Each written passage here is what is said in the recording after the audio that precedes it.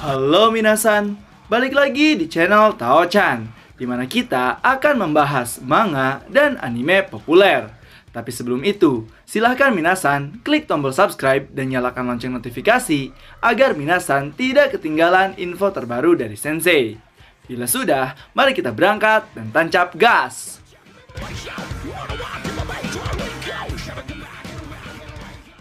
Oke minasan, pada video kali ini Sensei akan membahas terkait manga Final Chapter Spin-off Lubu yang akan mengisahkan kisah kematian Lubu oleh Cao Cao.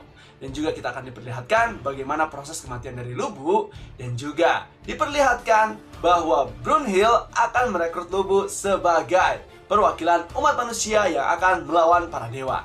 Jadi akan seperti apakah kisah dari Final Chapter Spin-off Lubu ini? So, tanpa basa-basi lagi minasan, langsung saja kita gas ke pembahasannya. Chapter dibuka memperlihatkan sebuah hukum gantung yang akan dilaksanakan di Kastil Xiaopi pada tahun 199. Jadi, siapakah yang akan dihukum gantung di sini? Dia adalah satu-satunya jenderal yang akan menutup era keemasannya di era 3 kerajaan. Siapa lagi kalau bukan Lubu Hausen. Dalam upacara hukum gantung ini, kita diperlihatkan Raja Cao Cao dan pasukannya yang berjumlah 200.000 orang siap menyaksikan eksekusi jenderal terkuat pada masa era 3 kerajaan. Lalu, di situ Chen Gong yang merupakan pengikut setia Lubu menangis dan berkata, "Tuan," sambil mengingat kehebatan dari Lubu serta julukan-julukannya sebagai jenderal terbang, naga perkasa, bahkan dewa perang, menjadikan Lubu sebagai jenderal yang tak terkalahkan selama di medan pertempuran yang tak memihak pada siapapun. Bahkan untuk mengalahkan Lubu saja, 3 kerajaan harus beraliansi untuk menaklukkannya.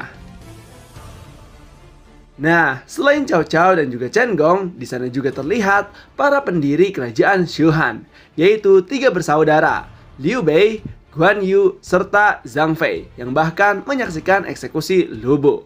Mereka berkata, apakah ini akhir dari jenderal terkuat di Cina? Eranya akan segera berakhir. Namun di sini, Liu Bei melihat lain ke arah Lubu. Walaupun Lubu sekarang ini akan dieksekusi dengan hukuman gantung, namun wajahnya memperlihatkan ekspresi seakan-akan dia akan bertarung di medan pertempuran. Lalu setelah itu, panel berpindah pada saat sebelum pengeksekusian, di mana terlihat Lubu yang menantikan pengepungan oleh para aliansi 3 kerajaan untuk menangkapnya. Di situ, Chen Gong berkata, "Tuan Lubu, pasukan Cao Cao dan aliansi yang berjumlah 200.000 orang akan menuju istana Xiaopi. Bagaimana kita harus melaluinya, Tuan? Apakah kau ingin membunuh Cao Cao saja atau kau ingin membunuh semuanya? Sesuai dengan keinginanmu, Tuanku. Aku akan menyusun perencanaannya." Mendengar hal tersebut, Lubu hanya menjawab, "Chen Gong, aku telah menaklukkan semuanya. Aku sudah berkelana kemana-mana hingga bertemu orang-orang terkuat. Dan aku telah berjuang untuk itu. Namun sekarang ini, yang terkuat di negeri ini sudah tidak ada. Oleh karena itu, aku akan menemui seseorang yang jauh lebih kuat." Nah, Chen Gong pun yang mendengar itu terkaget dan langsung bertanya, "Kalau begitu, di mana orang itu?" Lubu pun menjawab, "Di surga sana." Mendengar keinginan Lubu tersebut, Chen Gong sempat terharu dan menangis. Lalu dia melihat sosok Lubu yang luar biasa di matanya, yang bersinar di seluruh Cina. Bahkan bagi Chen Gong sendiri, daratan Cina begitu sempit bagi jenderal yang kuat seperti dirinya. Kemudian, setelah itu, Lubu pun bertanya pada Chen Gong dengan berkata, "Apakah kau mau ikut denganku?" Mendengar itu, Chen Gong langsung bersemangat dan menepuk wajahnya sambil berkata, "Tentu saja, entah itu di surga ataupun di neraka, aku akan selalu mendampingimu, Tuan Lubu. Aku ingin melihat dengan mata kepala sendiri hari di mana taring sang naga Lubu Hausen akan melahap langit." Setelah itu, panel pun kembali lagi ke masa sekarang, di mana terlihat Lubu yang menguap karena bosan. Bahkan Cao Cao beserta Liu Bei dengan saudaranya merasa kikuk pada saat Lubu menguap. Kemudian Lubu pun menatap tiang gantung dan berkata, "Lakukanlah dengan cepat, aku sudah bosan. Aku itu sekarat tahu." Namun terdengar suara di langit berkata, "Jangan terlalu terburu-buru ke surga orang terkuat." Dan pada akhirnya, pada bulan Februari tahun 199, Lubu Hausen meninggal dunia di atas tiang gantung bersama Chen Gong. Kemudian setelah kematian Lubu, panel pun berpindah ke Valhalla. Diperlihatkan, Lubu beserta Chen Gong yang sekarang ini memiliki istana di surga. Dan pada saat Lubu dan Chen Gong sedang melihat-lihat, dirinya dihampiri oleh seorang Valkyrie yaitu Brunhild.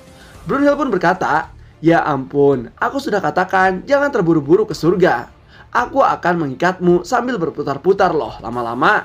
Yang ternyata panggilan dari surga tadi adalah panggilan dari Brunhild. Kemudian di sini, Brunhild menawarkan sesuatu dengan berkata, "Aku punya seseorang yang ingin kau lawan." Lubu pun bertanya dengan bosan, apakah dia kuat? Lalu Brunhild pun menjawab dengan muka psikopatnya dengan berkata, dia itu adalah dewa."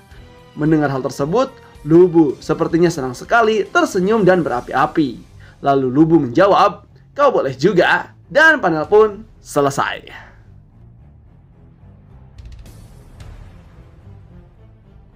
Nah, itulah dia minasan terkait kisah final chapter manga spin-off Lubu yang mengisahkan cara kematian Lubu dan juga pengrekrutan Lubu sebagai perwakilan umat manusia untuk melawan para dewa. Dan ini merupakan final akhir dan chapter terakhir dari spin-off Lubu. Jadi gimana menurut minasan terkait kisah Lubu dari chapter awal sampai sekarang ini? Apakah seru atau menurut kalian kurang? Silahkan isi di kolom komentar ya. So, tetap saksikan di channel Taochan agar minasan tidak ketinggalan info terbaru dari Sensei. Sekian dari Sensei, and bye-bye!